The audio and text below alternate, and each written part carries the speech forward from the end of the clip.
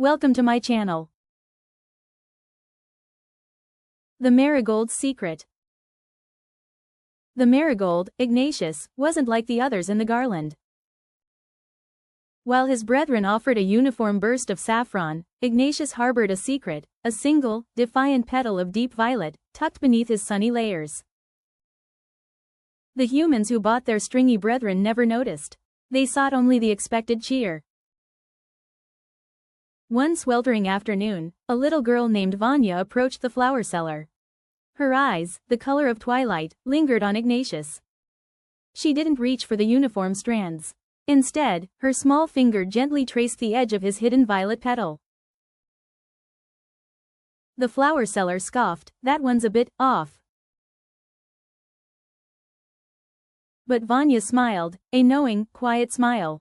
"He's special," she declared, and carefully chose Ignatius. Back in her small room, bathed in the golden light of the setting sun, Vanya didn't string Ignatius with other flowers. Instead, she placed him in a tiny clay pot on her windowsill. There, his violet secret, no longer hidden, caught the light. Ignatius, for the first time, felt truly seen. He wasn't just another cheerful face in a crowd.